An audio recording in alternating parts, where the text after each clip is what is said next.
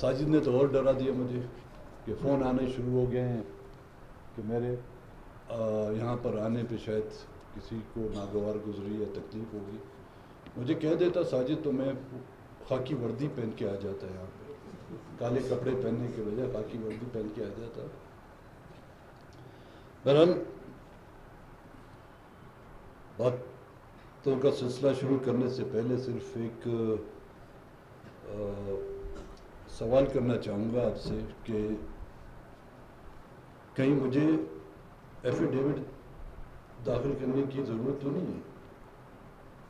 Article 5 کے تحت میں حلف نامہ جمع کرا کہ پھر اپنی باتیں شروع کروں کہ میں اس ملک کے آئین اور قانون کا وفادار رہوں گا.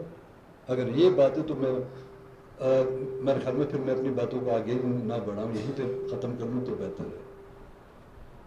ستم ظریفی ہے یہ کہ ایک شہری سے بھی یہ حلف لیا جائے, ہاں کسی سڑک کے کنارے یا کسی سڑک پر کھڑے ہوئے وردی میں ملوث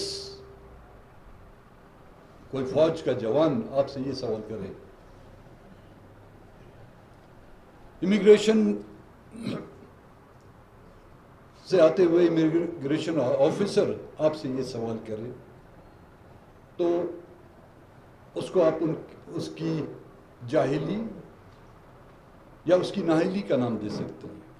لیکن جب یہ سوال اس طرح کی بڑی بڑی عمارتوں میں بیٹھے ہوئے انصاف کے تقاضوں کے دعوے دار جب یہ سوال اٹھاتے ہیں تو انہیں آئے نہ آئے ہمیں تو شرم آتی ہے.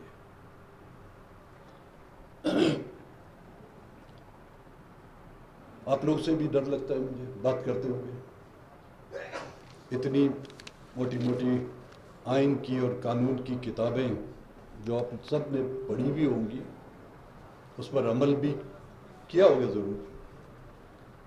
اور آج آپ کالے کوٹ میں وکیل صاحب بیٹھے ہوئے ہیں, وکلا صاحب, کہ ایسا نہ ہوگا بھی, آپ اگر جج بن گئے تو پھر ہماری کیا درگت بنائیں گے, اس سے خوف لگتا ہے. تو الفاظوں کا چناؤ کرتے ہوئے میں احتیاط کروں گا کہ کوئی زیر زبر کا فرق نہ ہو جائے.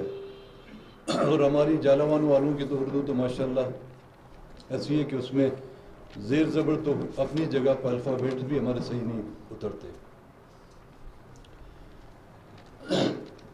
جس طرح کے معزز ساتھی نے مجھے یہاں پر ڈائس پہ بلاتے ہوئے کچھ سوالات سامنے رکھے, ملکی حالات, صوبے کے حالات, واقعتاً میں اسی نکات کو سامنے رکھتے ہوئے یہاں پہ آیا ہوا تھا کہ آج کل کے جو ملکی حالات ہیں اور ارد گرد کے ہمارے حالات ہیں, ہم ہیں, ہمارے ہمسایہ ہیں, تین طرف سے تو ہمارے ہمسائے ہیں, ایک طرف سے ہمارا سمندر ہے, ساحل.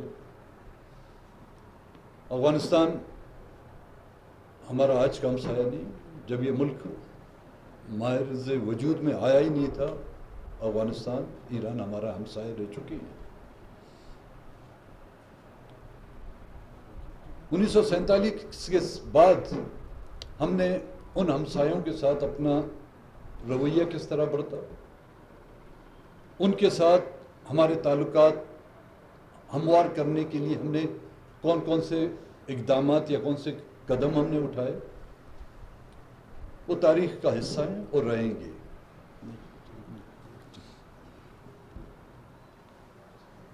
اسی افغانستان کو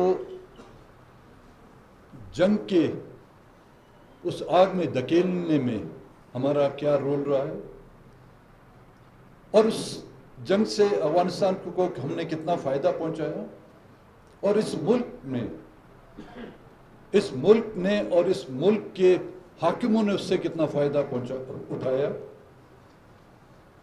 نہ کہ صرف اس جنگ کی آڑ میں یہاں پر جائیدادیں بنائی گئیں, بلکہ بیرون ملک انہی ڈالروں کے عوض وہ ہتھیار جو سوویت یونین کے خلاف استعمال کرنے کے لیے دیے گئے تھے، انہی ہتھیاروں کو عالمی منڈی میں بیچ کر انہی ہتھیاروں کو اپنے لوگوں میں، ملک کے مختلف صوبوں میں، مختلف علاقوں میں ان کی منڈیاں لگا کر بیچ کر اپنے ملک کو خانہ جنگی میں دھکیل دیا گیا۔ انہیں افغان مہاجرین کو وقت ضرورت ہم نے ان کو مجاہدین کے ٹائٹل دیے، اور جب وہ ضرورت ہماری پوری ہو گئی، دنیا نے ایک نیا رخ اپنایا، تو انہی مجاہدین کو ہم نے طالبان کی پگڑیاں اور پٹو پہنانے شروع کر دیے۔ اور جب وہ اپنی اس انتہا تک جا کے پہنچے، انہی پگڑیوں سمیت ان طالبان کی سر کاٹ کر ہم نے مائی باپ امریکہ اور یورپین اور نیٹو کے حوالے نہیں کیے۔ آج پھر بیک ٹو اسکوائر ون، مہاجرین کو جن کی بدولت لوگ ارب پتی بن گئے، اور جن کی بدولت 40 سال آپ کے ملک کا ایندھن چلتا رہا، آپ کے ٹینکوں کے تیل انہی سے چلتا رہا، آپ کی بندوقوں کے نٹ بولٹ انہی سے چلتے رہے، آپ کی توپوں کو لوبریکیٹ کرنے کے لیے وہ آئل انہی افغان مہاجرین کے خون سے نچوڑا ہوا تیل جو ہے اس کی بدولت ان کو جو ہے لوبریکیٹ کرتے گئے۔ اب جب ضرورت پوری ہو گئی، ہے ہمارا یہ سے کوئی نہیں کہ ہر ملک کے شہری کو اپنے ملک میں جانا چاہیے، لیکن ایک باضابطہ طریقے سے ہم پر برا وقت آیا ہے، بلوچستان کے لوگوں پر، ہم نے جا کے پناہ لی ہے افغانستان میں، وہ آج دن تک لے رہے ہیں، لیکن وہاں سے ہمیں ایک بے عزت طریقے سے ہمارا انخلا نہیں کیا گیا، باعزت طریقے سے۔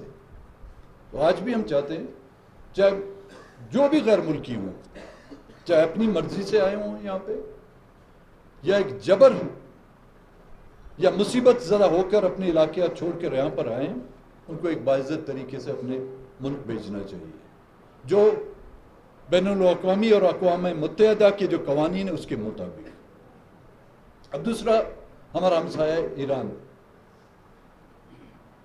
اور تیسرا آتا ہے ہمارا ہندوستان۔ الزام لگایا جا رہا ہے ہم پہ، ہم غریبوں پر کیا مداخلت کرتے ہیں؟ کہاں بھائی، ہم کہاں، ہماری مداخلت؟ کس نے مداخلت کی ہے؟ کیا اس ملک کے اسٹیبلشمنٹ کبھی دوسرے ممالک میں مداخلت کر سکتی ہے؟ الزامات ہو سکتے ہیں۔ جب وہ قوتیں آپ کے اپنے جوڈیشری معاملات میں مداخلت کر سکتے ہیں، جب آپ کے پارلیمنٹ میں مداخلت کر سکتے ہیں، وہ برائی میں ہمارے کہتے ہیں ڈائن جو ہے نا، وہ 7 گھر چھوڑ کے پھر 8ویں گھر پر جو ہے حملہ کرتے ہیں۔ یہ ہماری اس ملک کی جو ڈائن اسٹیبلشمنٹ ہے وہ کرتی ہے چیریٹی بگنز فرام ہوم۔ وہ اپنی مداخلت جب آپ کے اپنے عدالتی نظام میں کر سکتی ہے، آپ کے پارلیمانی یا اسمبلیوں میں وہ مداخلت کر سکتی ہے، تو پھر ہندوستان، افغانستان یا ایران چی معنی دار؟ ہندوستان کے ساتھ معاملات اس حد تک پہنچ چکے ہیں، سنا ہے کہ جنگ کے بادل جو ہے منڈلا رہے ہیں۔ ان کو تو 1947 سے دیکھتے ہوئے آ رہے ہیں، یہ منڈلا رہے ہیں، لیکن برستے ہوئے ہم نے نہیں دیکھا. یہ منڈلاتے رہیں گے. اور دونوں ممالک کی ایسے حالات ان کی ضرورتیں ہیں. جب تک کہ ایسے حالات نہیں ہوں گے ان کی دکان چلے گی نہیں. نہ ہندوستان کی افواج کی حکومت دکان چلے گی، نہ ہی ہماری اسٹیبلشمنٹ کے جو ہے جمعہ بازار میں لگائے ہوئے وہ ٹھیلے چلیں گے. تو ایسے حالات ان کی ضرورتیں ہیں. کبھی یہ پانی بند کرتے ہیں، کبھی بارڈر بند کرتے ہیں، کبھی سکھ جو اپنے یاترا کے لیے یہاں پہ آتے ہیں ان کے بارڈر بند کر لیے جاتے ہیں، کبھی ہمارا سمندر بند کیا جاتا ہے.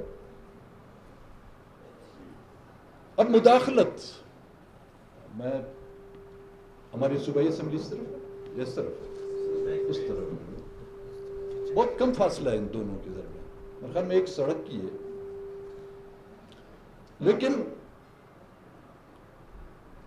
بہت سے ان میں مثالیں ہیں جو قدر مشترک ہیں، جو ایک دوسرے سے مطابقت رکھتے ہیں. دونوں کے فیصلے ہوتے کہیں اور ہیں، لیکن سنائیں ان عمارتوں میں جاتے ہیں، ان بلڈنگوں میں جاتے ہیں.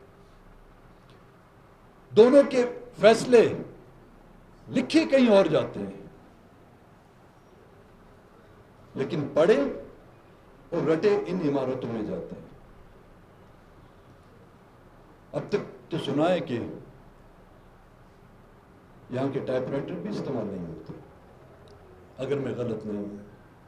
صرف قلم کی وہ سیاہی استعمال کی جاتی ہے جس سے نہ کہ صرف عہدوں کے چہرے سیاہ کر لیے جاتے ہیں بلکہ شخصیاتوں کے چہرے بھی اسی سیاہی سے، قلم کی سیاہی سے جو ہے رنگے جاتے ہیں، اور جس سے جو ہے نا لوگ ان سیاہی کو اپنے لیے تمغہ جرت اور تمغہ امتیاز کا نام لے کر اپنے سینوں پر اور اپنے پیشانیوں پر سجائے رکھتے ہیں.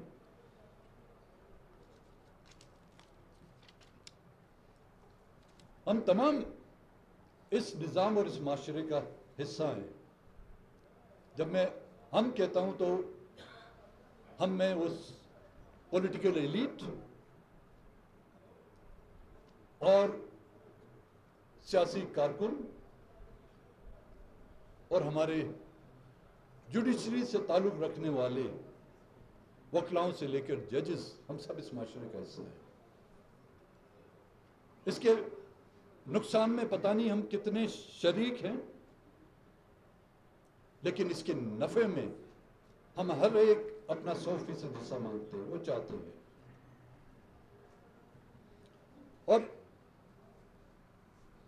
جب کوئی اچھا کارنامہ یا اچھا فیصلہ یا کوئی اچھی قانون سازی کی جاتی ہے تو ہم سینہ تان کر کہتے ہیں کہ جی یہ ہماری اسمبلی ہے، یہ ہماری اسمبلی نے یہ قانون پاس کیا. اور اسی طرح کے فیصلے اگر کرسی پر بیٹھے ہوئے کسی جج کی طرف سے کیے جاتے ہیں تو ججوں کے ساتھ ساتھ، معذرت کے ساتھ، ہمارے وکلا بھی سینہ تان کر کہتے ہیں کہ دیکھیں عدلیہ کتنی آزاد ہے. وہ آزادی کا آپ کو پتہ ہے، ہمیں پتہ ہے کہ عدلیہ کتنی آزاد ہے، اور یہاں پر پارلیمنٹ کتنی آزاد ہے، اور جمہوریت کتنی آزاد ہے. سیاسی کارکن، ایک سیاسی کارکن جب وہ سڑکوں پر یا کھمبوں پر جھنڈے لگانا شروع کرتا ہے، وہاں سے لے کر ایک کونسلر سے لے کر ایک صوبائی اسمبلی کا ممبر، اور صوبائی اسمبلی کے ممبر سے لے کر وزیر اور وزیر تک جب پہنچتا ہے उसी तरह एक लॉ का स्टूडेंट से लेकर एक वकील तक, एक वकील से लेकर एडवोकेट जनरल तक, प्रोसिक्यूटर जनरल तक, जुडिशियल मैजिस्ट्रेट से लेकर हाई कोर्ट और सुप्रीम कोर्ट के जज तक जब ये पहुंचता है, बड़े बड़े पापड़ बेलने पड़ते हैं हमें, हम पॉलिटिकल वर्करों को भी, हमारे वकीलों को भी, उस हद तक पहुंचने के लिए।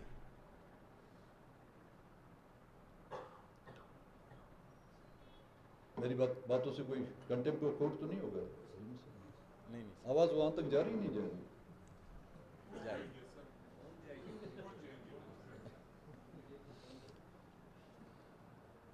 असेंबली में किसी रुकन असेंबली के बारे में कुछ कहा जाए या उसको एयरपोर्ट पर उसको रोक, एएसएफ का कोई बंदा उसको रोक देता है तो उसका इस्तेकाक मजबूर हो जाता है। असेंबली मेंबर को असेंबली के अंदर बैठे हुए अगर कोई उसी असेंबली का रुकन इल्जाम लगाता है तो उसका इस्तेकाक मजबूर हो जाता है। कोर्ट के अंदर या किसी के बयान से कंटेम्प्ट ऑफ कोर्ट हो जाता है, लेकिन उसी सूबाई असेंबली के या कौमी असेंबली के मेंबर या सेनेट के मेंबर को जब कतारों में खड़ा करके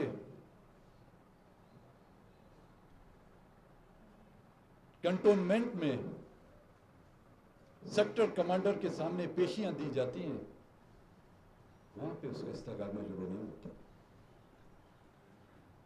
उसी मेंबर कौमी असेंबली को घंटों घंटों एक 18 ग्रेड का ऑफिसर, एक ब्रिगेडियर, 18 ग्रेड से ज्यादा तो नहीं होगा सर, 18 ग्रेड का, वो उसको घंटों घंटों बिठवाता है, लिटरली उसको वो कहते हैं ना कान पकड़ो करवाता है, उससे उसका इस्तेकाक मजबूर नहीं होता। हमारे जजेस साहबान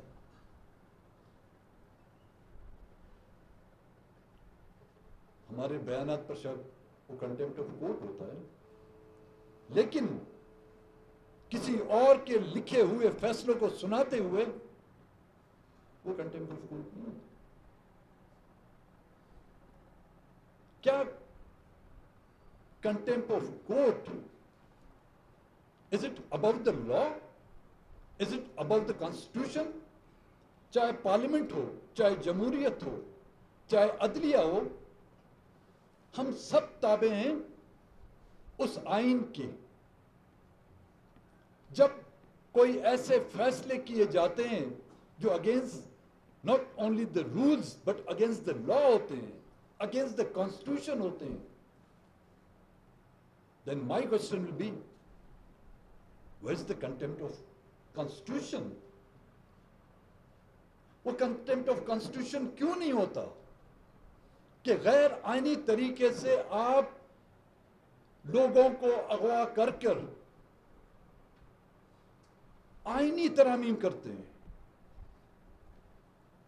अभी जो 26वीं आईनी तरामीम का जो जिक्र किया गया था, हम तो उसमें शामिल हैं, पार्लियामेंटेरियन शामिल हैं उस गुनाह में। अदलिया वो हमारे वकला साहबान उसमें शामिल नहीं थे। कई ऐसे बार होंगे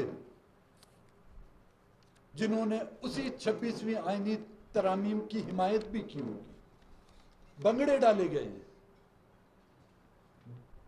बारों में जो है ना बंगड़े डाले गए, सड़कों पर जो मिठाइयां तकसीम की गई, पॉलिटिकल एलिट की तरफ से भी, हमारी जुडिशरी से ताल्लुक रखने वाले लोगों की तरफ से भी। लेकिन ये तमाम کانسٹیٹیوشن کی وائلیشن میں نہیں آتے. کانسٹیٹیوشن میں امینڈمنٹ کے لیے آپ غیر آئینی اور غیر قانونی اقدامات کر کے کسی عورت کو لے جا کے کسی ممبر آف سینٹ یا پارلیمنٹ کے رشتہ داروں کو یرغمال بنا کر آپ ان سے اس آئینی ترامیم میں ووٹ ڈلواتے ہیں یا اس سے ان کی حمایت دلاتے ہیں، تو یہ کانسٹیٹیوشن کہاں رہے گا؟ یہ کانسٹیٹیوشن پھر اس کانسٹیٹیوشن پر عمل درآمد کرے گا تو کون کرے گا؟ ایک زمانے میں تو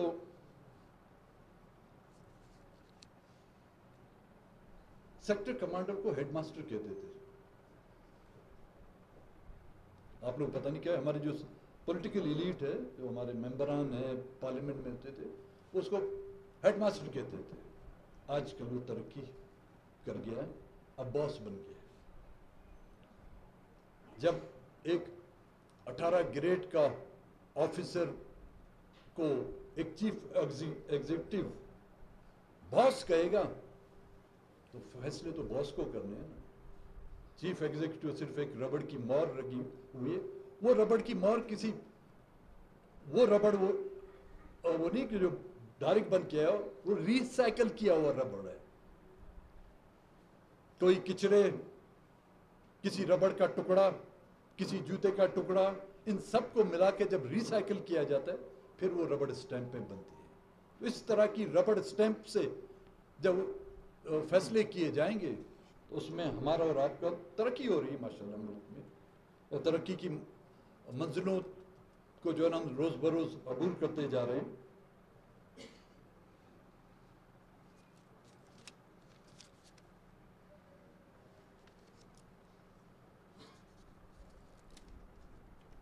چھبیسویں آئینی ترامیم کا تو میں نے ذکر کیا.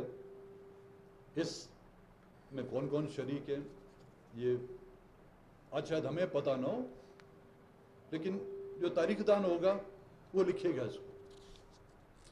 اس اسمبلی کی بھی تاریخ لکھے گا. اگر یہ رہی، اگر اس کو کہیں اور منتقل کر دیا گیا، لیکن اس کے کھنڈرات سے تو یہ پتہ چلے گا یہ عمارت بھی کبھی عظیم تھی.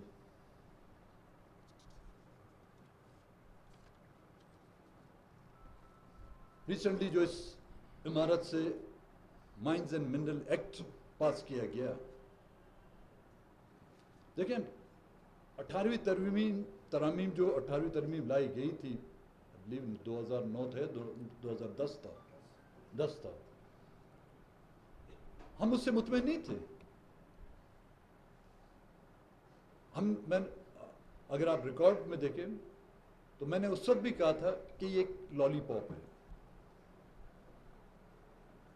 اب وہ لالی پاپ بھی ریاست کو جو گوارا نہیں ہوتا کہ وہ صوبوں کے پاس رہے. اب اس لالی پاپ کو چوس کے صرف اس کی وجہ پلاسٹک کی ڈنڈی ہے وہ ہمارے حوالے کی جائے گی.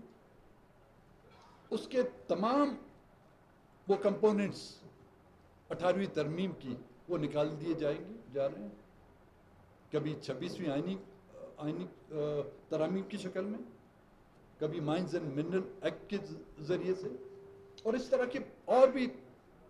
اگر یہ اسمبلیاں 5 سال رہیں تو نہ کہ صرف 18ویں ترمیم کا حلیہ بگاڑ دیا جائے گا، بلکہ پاکستان کے جمہوری اس آئین کی حالت اس طرح کر دی جائے گی کہ جس کو صرف اس کی تشریح نہ کوئی وکیل کر سکے گا، نہ ہی اس کی انٹرپریٹیشن کوئی لائر کر سکے گا. اس کی انٹرپریٹیشن کرنے والا ایک بریگیڈیئر اور ایک میجر ہی ہو سکے گا. مسائل کیا ہیں بلوچستان میں؟ آج دن تک کیا ہم نے اس باریک بینیوں میں ہم گئے کہ بلوچستان کے لوگ کیا چاہتے ہیں؟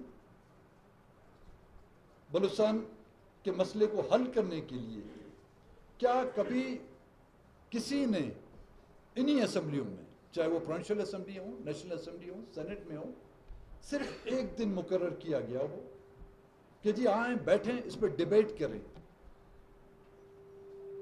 کہ مسئلہ ہے کیا. 2018 میں جب الیکشن ہوئے، 2019 میں ہم پی ٹی آئی کے ساتھ اتحادی تھے، تو وہاں پر ہم ایک قرارداد لے آئی اور اس کو پھر کنورٹ کیا ایک بل کی شکل میں کہ بلوچستان کے مسئلے کو حل کرنے کے لیے تمام پارلیمانی پارٹیاں، ان کے سربراہان وہ بلوچستان کا دورہ کریں، کوئٹہ آئیں، یہاں پہ باہر سے آ کے ان اراکین سے ملیں، وکلا برادری سے ملیں، جوڈیشری سے تعلق رکھنے والے ان عہدوں پر بیٹھے ان سے ملیں، پولیٹیکل پارٹیوں سے ملیں، ٹریڈ یونین سے ملیں، چیمبر آف کامرس سے ملیں، اسٹوڈنٹس سے ملیں، جو ہمارے ادارے ہیں، بلوچستان یونیورسٹی ہے، بولان میڈیکل کالج ہے، یونیورسٹی جو اس کا نام تبدیل کر دیا گیا، ان سے جا کے ملے، تمام طبقہ فکر کے لوگوں سے ملے، اور نہ کہ صرف کوئٹہ میں بلکہ ہر ڈویژنل ہیڈ کوارٹر میں جا کے لوگوں سے ان کا آؤٹ پٹ لیں. پھر آپ کو پتا چلے گا کہ بلوچستان کے مسائل کا ذمہ دار کون ہے.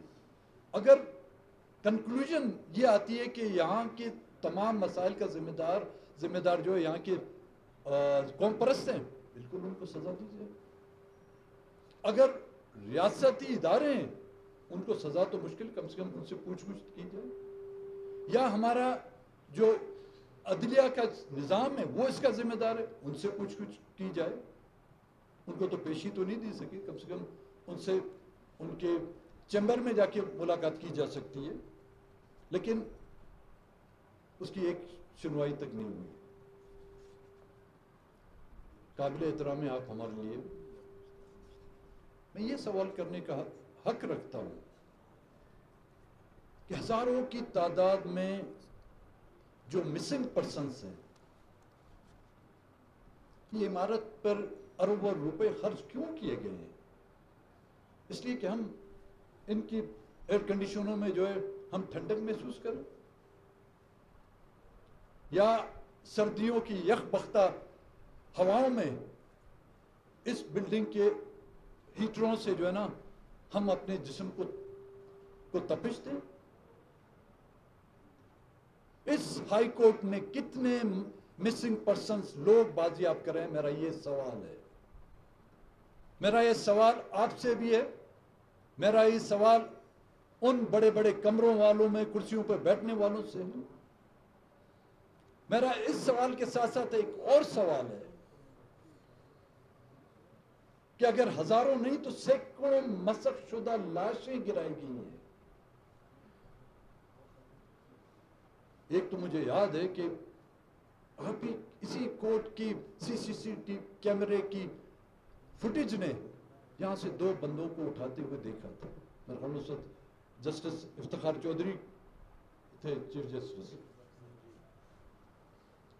اس طرح آپ کے بہت سے ایسے ایویڈنس ہوں گے. ان مسخ شدہ لاشوں کے ذمہ داروں کو سزا اپنی جگہ، کسی ایک کو اس کٹیرے میں کھڑا کیا گیا. کیا وہ کسی کے بیٹے نہیں تھے؟ کیا وہ کسی کے بھائی نہیں تھے؟ کیا وہ کسی خاتون کا شوہر نہیں تھا؟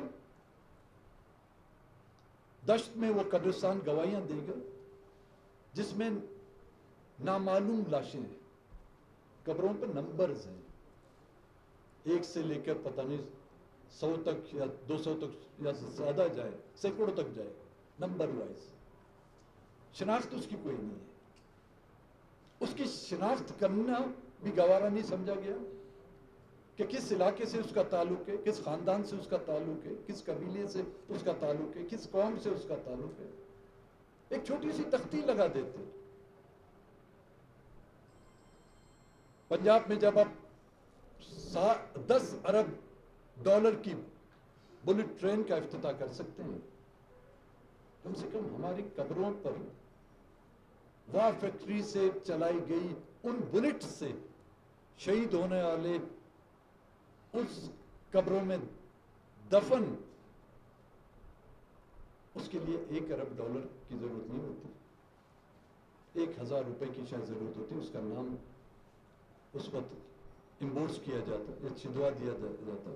تو آج نہیں تو کل کم سے کم ان کے ورثہ جو آج بھی میرے خیال میں آپ کے کورٹ کے سامنے ان کی تصویریں لے کر یا پریس کلب کے سامنے بلدیاب میں جو ہے ان کی تصویریں لے کر کھڑے ہوئے ہیں، وہ نام پڑھ کر ان کو وہ تسلی تو ہو جاتی.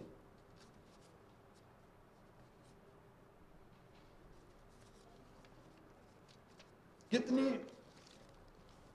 الیکشن کی جو پٹیشن ہیں وہاں پہ دائر کی گئی اور ان کے فیصلے فارم 45 کے تحت کیے گئے. فارم 47 میں آپ کے بھی تو الیکشن ہوتے ہیں، خدا آپ لوگوں کو بچائے کہ آپ ابھی تک تو فارم 47 تک تو نہیں پہنچے نا. امام ضامن باندھے ہوئے فارم 47 کے جو یہاں پر پٹیشنیں داخل کی گئیں، ان کا نتیجہ کیا نکلا؟ کوئی ایک مجھے فیصلہ بتائیں کہ یہ فیصلہ جو ہے میرٹ پہ کیا گیا ہے.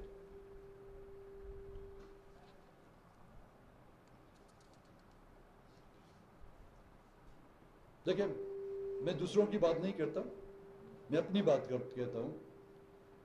میرا تو مکمل اس ملک کی جمہوری اور پارلیمانی نظام سے جو ہے اعتماد اٹھ گیا ہے. اس کی وجوہات میں نے بتائی کہ کیوں، اور یہی بیماری جو ہے آپ کے عدالتی نظام میں ہے. اور انتظار کر رہا ہوں اور دعا بھی کرتا رہوں گا کہ جس طرح میرا اعتماد اس ملک کی جمہوری اور پارلیمانی نظام سے اٹھ گیا ہے، آپ لوگوں کا پتہ نہیں کب اس عدالتی نظام سے وہ اعتماد اٹھے. اس کے لیے ہمیشہ دعا گو رہوں گا.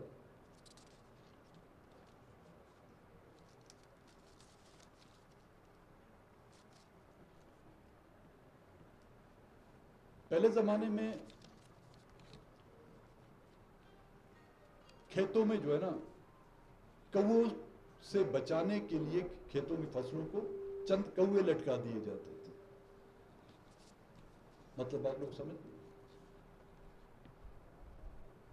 اس کھیتوں کی فصلوں کے لیے ان کووں کو لٹکایا دیا جاتا تھا تو وہ باقی جو اناج چکنے آتے تھے کوے، ان لٹکے ہوئے کووں کی لاشیں دیکھ کر وہ بھاگ جاتے تھے. جب تک کہ ہم نے یہاں پر اس طرح کے کووں کو لٹکایا نہیں،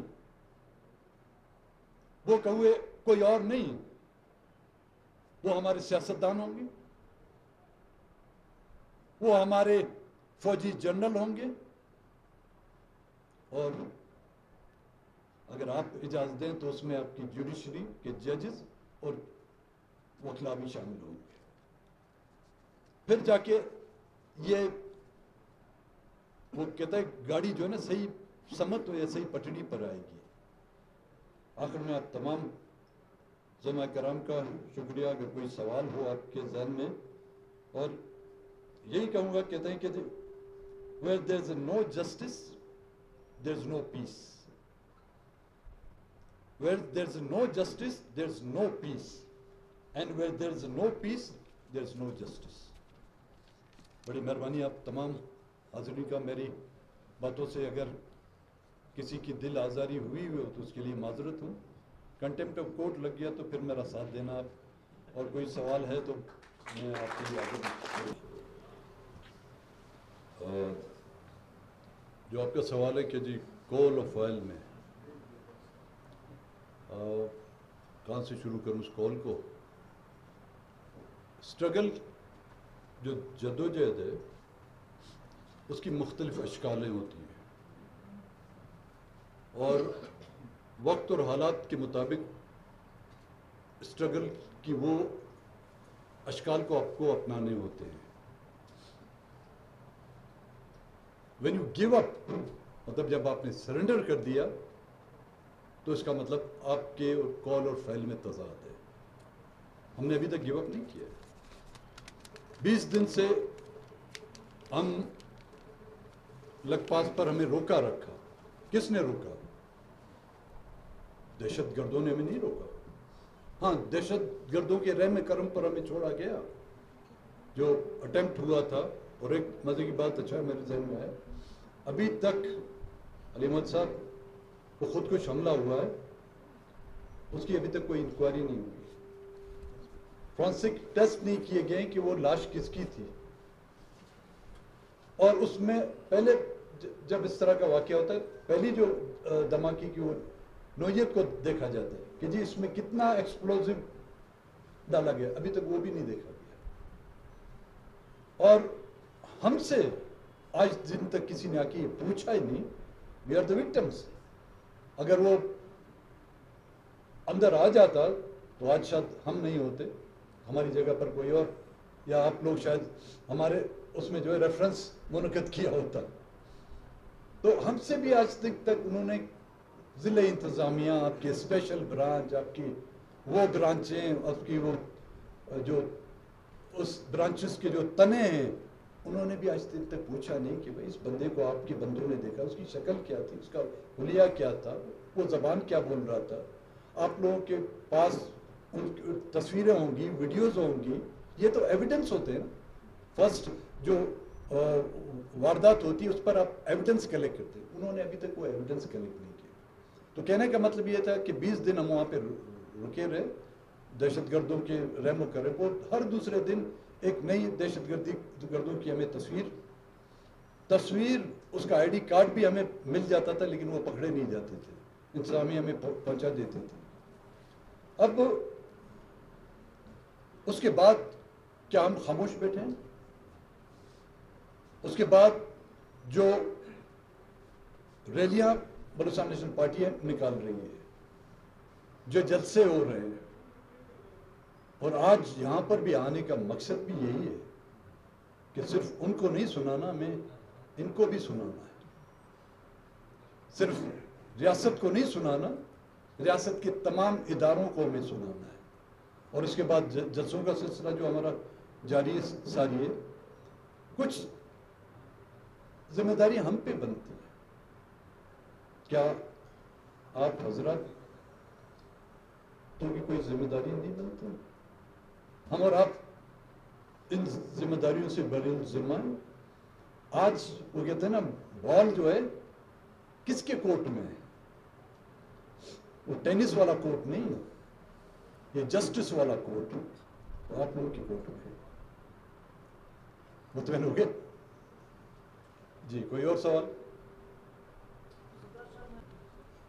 طاقتور ایک سندھی کی مثال ہے. ایک شخص نے کسی سے پوچھا کہ تمہارا نام کیا؟ تو اس نے کہا اللہ بچایا. کہتے کام کیا کرتے ہو؟ کہتے بلوں سے سانپ پکڑتا ہوں. کہتے پھر تو مشکل ہے، اللہ بھی تمہیں بچائے. تو جن طاقتوروں کے بارے میں ہم بات کرتے ہیں، وہ طاقتور اتنے کمزور نہیں ہوئے کہ وہ حقیقی نمائندہ، میں اپنے آپ کو حقیقی نمائندہ نہیں سمجھتا. طاقتور وہ ہو سکے گا جو حقیقتاً عوام کا مینڈیٹ اور عوام کا نمائندہ کہلانے کے لائق ہو، اور وہ عوام کی خواہشوں کے مطابق وہ فیصلے کر سکے. اگر وہ فارم 47 یا سیکٹر کمانڈر کے مرو میں منت ہو کر الیکٹ ہو کے آیا ہے، تو وہ سیکٹر کمانڈر اور کسی میجر کو خوش اور رکھنے کے لیے جو ہے نا وہ فیصلے کرے گا. مجھے نہیں لگتا. ہاں، ایک وقت بیچ میں آیا تھا جب آپ حضرات نے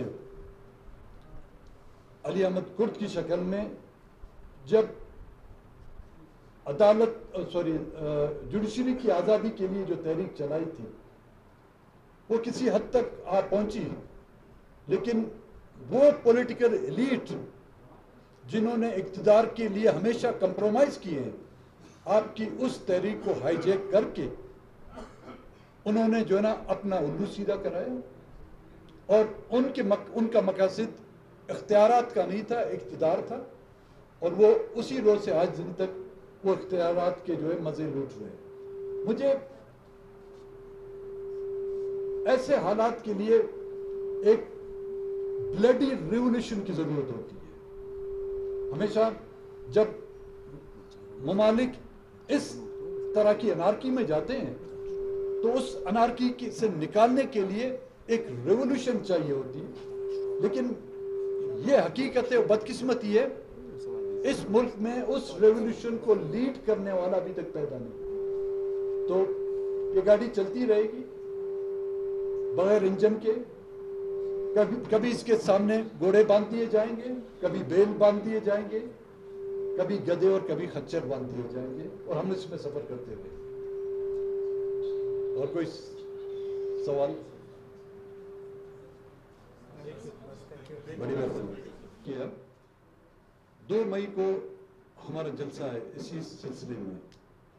آج وہ مارن کی بہن یہاں پر عدالت میں موجود ہے، اور میری یہ خواہش ہوگی کہ یہاں پر بیٹھے ہوئے تمام حضرات کالے کوٹ والے آج اس بہن کے سر پر ہاتھ رکھ کر اس کے پیچھے کھڑے رہے، اور 2 مئی کو شاوانی اسٹیڈیم میں جلسہ سلسلے میں، تو میں باقاعدہ آپ کو اس میں شرکت کی دعوت دیتا ہوں کہ اس میں آئیں۔ 4 بجے شاوانی سے ہم تو آپ لوگوں کے نزدیک آنا چاہتے تھے ہاکی گراؤنڈ میں، لیکن کیسے یہ ریڈ زون ہے۔ اب ریڈ زون کیوں ہے؟ لوگوں کے لیے نہیں، کچھ ایلیٹ کلاسز کے لیے ریڈ زون ڈکلیئر کیے گئے۔ تو شاوانی اسٹیڈیم میں ہمارا جلسہ ہے، اس میں ضرور چکر